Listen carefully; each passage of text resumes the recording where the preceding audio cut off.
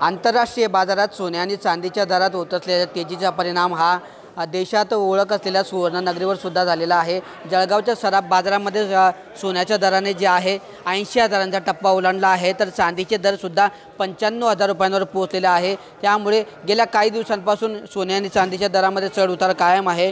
4 महिन्यांपूर्वीचा जर विचार केला तर सोन्याच्या दराने जे आहे 80,000चा टप्पा ओलांडला होता। त्यानंतर कुठेतरी भावात घसरण झाली होती, घट झाली होती आणि त्यामुळे सोने हे 80,000च्या आत आले होते। मात्र आता पुन्हा गेल्या काही दिवसांपासून आंतरराष्ट्रीय सोने चांदीच्या बाजारामध्ये होत असलेल्या तेजीमुळे याचा परिणाम हा जळगावच्या सुवर्णनगरीवर सुद्धा झालेला आहे आणि त्यामुळे सोने चांदीच्या दरामध्ये मोठी वाढ झाल्याचं पाहायला मिळतं आहे। गेल्या 48 तासांचा जर विचार केला तर सोन्याच्या दरामध्ये जे आहे 2,700 रुपयांची वाढ झाली आहे, तर चांदीचे दर सुद्धा 3,700 रुपयांनी वधारले आहे। त्यामुळे एकंदरीतच आता सोन्याचा जर दराचा विचार केला तर सोन्याचे दर हे जळगावच्या सुवर्णनगरीमध्ये GST सह जे आहे 82,812 रुपयांवर पोहोचलेले आहे। तर चांदीच्या दराने जे देखील चांदीचे दर देखील या ठिकाणी 95,000 रुपयांवर पोहोचलेले आहे।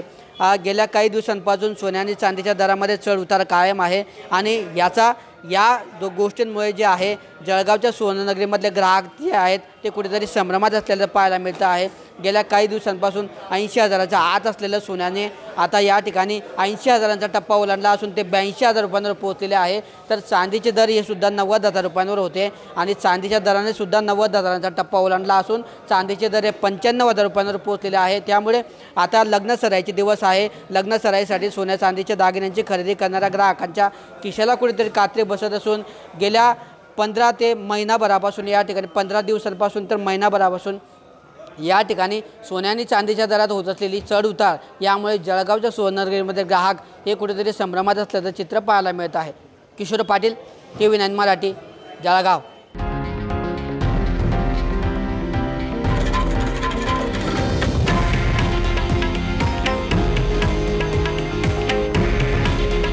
हे आहे देशातील नंबर 1 न्यूज नेटवर्क आणि आपण पाहत आहात TV9 मराठी।